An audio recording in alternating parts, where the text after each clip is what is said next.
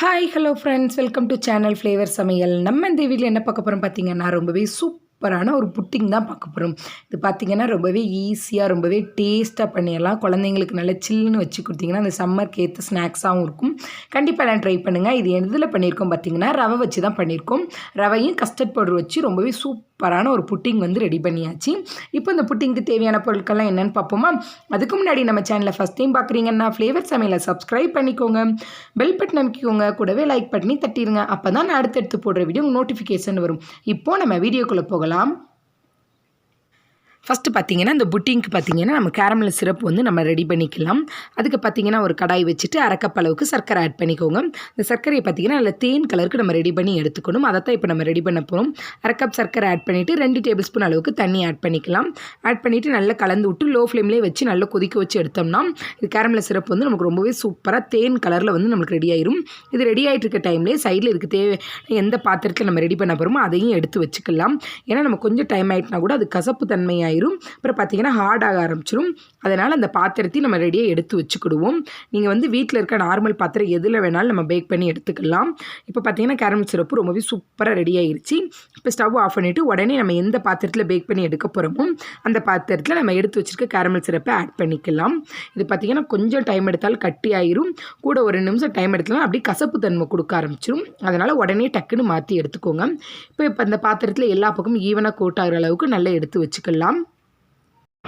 பார்த்திங்கன்னா நம்ம caramel syrup ஊற்றி வச்சுருக்க பாத்திரத்தை தனியாக ஓரமாக எடுத்து வச்சிடலாம். இது நல்லா ஆறி செட் ஆகட்டும். அதுக்குள்ளேயும் மற்ற பொருட்கள்லாம் நம்ம ரெடி பண்ணி எடுத்துக்கிடலாம். அதுக்கு பார்த்திங்கன்னா ஃபஸ்ட்டு ஒரு கடாய் எடுத்துகிட்டு அதில் பார்த்திங்கன்னா நம்ம 2 கப் அளவுக்கு பால் வந்து ஆட் பண்ணணும். பால் பார்த்திங்கன்னா கொஞ்சம் நல்ல கெட்டியான திக்கான பாலை எடுத்துட்டிங்கன்னா டேஸ்ட் இன்னுமே சூப்பராக இருக்கும். ஃபஸ்ட்டு 2 கப் பால் ஆட் பண்ணிக்கலாம். பால் ஆட் பண்ணதுக்கப்புறம் பார்த்திங்கன்னா இதில் இனிப்புக்கு சர்க்கரை ஆட் பண்ண போகிறோம். அதுக்கு பார்த்திங்கன்னா நான் 1/4 கப் அளவுக்கு சர்க்கரை எடுத்திருக்கேன். 1/4 கப் சர்க்கரை வந்து கொஞ்சம் லைட்டாக தான் டேஸ்ட் கொஞ்சம் இனிப்பு இருந்துச்சு. இன்னும் கொஞ்சம் உங்களுக்கு நல்ல ரிச்சான இனிப்பு டேஸ்ட் மாதிரி வரணும் அப்படின்னுச்சுன்னா கூட 2 டேபிள் ஸ்பூன் கூட ஆட் பண்ணிக்கோங்க. நமக்கு பார்த்திங்கன்னா சுகர் நல்லா கரைய ஆரம்பிச்சிருச்சு. அடுத்து பார்த்திங்கன்னா இதில் வந்து நம்ம ரவை ஆட் பண்ண போகிறோம். அது பார்த்திங்கன்னா ஒரு 1/4 கப் அளவுக்கு ரவை வந்து எடுத்துக்கோங்க. அதுவே கரெக்டாக இருக்கும். நம்ம வீட்டில் வந்து எந்த பாத்திரத்தில் சர்க்கரை அளந்துக்கிறோமோ அதே பாத்திரத்தில் ரவையும் சீனி அளந்துக்கோங்க. கரெக்டான பதமாக இருக்கும். இப்போ ரவை ஆட் பண்ணி நல்லா கைவிடாமல் நல்லா கலந்து விட்டுக்கோங்க. கலந்து விட்டு ரவை வந்து வெந்து வர்றதுக்கு நம்ம வேக வச்சு எடுத்துக்கலாம். இப்போ பார்த்திங்கன்னா ரவை வந்து சைடில் வெந்துட்டுருக்க டைமில் இதுக்கு தேவையான கஸ்டர்ட் பவுடர் வந்து நம்ம ரெடி பண்ணி எடுத்துக்கிடுவோம். நம்ம வந்து எக்லெஸ் பண்ண போகிறனால நான் வந்து கஸ்டர்ட் பவுடர் யூஸ் பண்ணி பண்ணுறேன். நீங்கள் இதில் வந்து முட்டை கூட ஆட் பண்ணிக்கலாம். அதுவுமே ரொம்ப சூப்பராக இருக்கும். அடுத்த வீடியோவில் அந்த ரெசிபி நான் உங்களோட ஷேர் பண்ணுறேன். அதுக்கு பார்த்திங்கன்னா 3 டேபிள் ஸ்பூன் அளவு கஸ்டர்ட் பவுடர் எடுத்துகிட்டு அதில் 1/4 கப் அளவுக்கு தண்ணி ஆட் பண்ணிவிட்டு நல்லா கட்டி எதுவுமே இல்லாமல் நல்லா மிக்ஸ் பண்ணி எடுத்துக்கிடுவோம். இப்போ பார்த்திங்கன்னா கஸ்டர்ட் பவுடர் நல்லா மிக்ஸ் பண்ணி கலந்து எடுத்து வச்சாச்சு.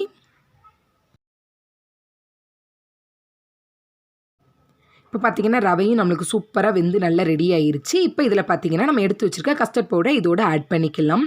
அதை பார்த்திங்கன்னா ஒரு ஃபில்ட்ரு வச்சு ஆட் பண்ணிக்கோங்க. ஏன்னா 1 2 கட்டி இருந்தாலும் நம்மளுக்கு வந்து இது வந்து ஸ்மூத்தாக இருக்கணும் புட்டிங் சாப்பிடும்போது. அதனால் ஃபில்ட்ரு பண்ணி ஆட் பண்ணும்போது நல்லாயிருக்கும். இப்போ பார்த்திங்கன்னா கஸ்டர்ட் பவுடர் ஆட் பண்ணி ரொம்ப நேரம் கொதிக்க வைக்கிறீங்க. 1லேருந்து ஒரு 2 நிமிஷம் நல்லா மிக்ஸ் பண்ணி விட்டு கொதிக்க விட்டிங்கனால அது சீக்கிரமாக கட்டிப்பற்றும். அதனால் ஒரு 2 நிமிஷம் நல்லா மிக்ஸ் பண்ணி விட்டு எடுத்துட்டிங்கன்னா சூப்பரான புட்டிங் வந்து ரெடி ஆயிடுச்சு. இப்போ இதை பார்த்திங்கன்னா நம்ம அந்த கேரமல் சிரப் வந்து ரெடி பண்ணி வச்சுருந்தோம்ல அந்த பாத்திரத்தில் உடனே ஆட் பண்ணிக்கலாம்.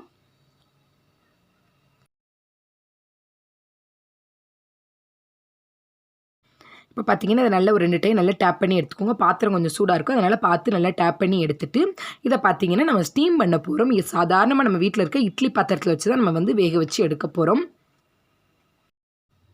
நாம் இன்றைக்கி பார்த்திங்கன்னா இட்லி பாத்திரத்தில் தான் வேக வச்சு எடுக்க போகிறோங்கனால இட்லி பாத்திரத்தில் ஒரு 2 கப் அளவுக்கு தண்ணி ஊற்றிட்டு ஒரு ஸ்டாண்டு போட்டுக்கலாம். ஸ்டாண்டு இல்லைனா மூடி கூட யூஸ் பண்ணிக்கலாம். அதுவுமே கரெக்டாக இருக்கும். போட்டுட்டு நம்ம எடுத்து வச்சுருக்க புட்டிங்கையும் உள்ளே வச்சுட்டு அதுக்கு மேலே மூடி போட்டு மூடிடுங்க. மூடி இருந்தால் போட்டுக்கோங்க. இல்லைன்னா அலுமினியம் ஃபைல் பேப்பர் இருந்துச்சுன்னா அதை போட்டு ஃபுல்லாக நல்லா கவர் பண்ணிவிட்டு மூடி வச்சு அதுக்கு மேலே ஒரு மூடி வச்சுட்டு ஒரு 30 நிமிஷம் வேக வச்சு எடுத்தோம்னா சூப்பரான எக்லெஸ் ரவா புட்டிங் வந்து நம்மளுக்கு ரெடி ஆகிரும். ஒரு 30 நிமிஷம் கழித்து பார்க்கலாம். இப்போ பார்த்திங்கன்னா இல்லை 30 நிமிஷம் போல் ஆயிடுச்சு. நல்ல சூப்பராக ஆவி நல்ல பறக்கிற வெந்துருச்சு. இப்போ இதை ஓப்பன் பண்ணி பார்க்கலாம்.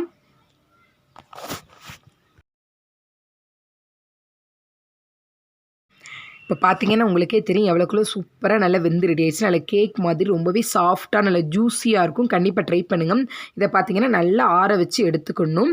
நல்ல பாத்திரத்துலேருந்து நல்ல சூடு எல்லாமே போய் நல்லா ஆறுனதுக்கப்புறம் ஃப்ரிட்ஜில் பார்த்தீங்கன்னா ஒரு 2 மணி நேரம் வச்சு எடுத்திங்கன்னா நல்லா சில்லுன்னு சாப்பிடும்போது ரொம்பவே சூப்பராக இருக்கும். நம்மளுக்கு வந்து ஃப்ரிட்ஜில் வைக்கும்போது அந்த கேரமலும் நல்லா மெல்ட் ஆகி ரொம்பவே ஜூஸியாக கிடைக்கும். அதனால் ஃப்ரிட்ஜில் வச்சு எடுத்துக்கோங்க. இப்போ பார்த்தீங்கன்னா ஒரு 2 மணி நேரம் போல் நான் ஃப்ரிட்ஜில் வச்சு எடுத்துட்டேன்.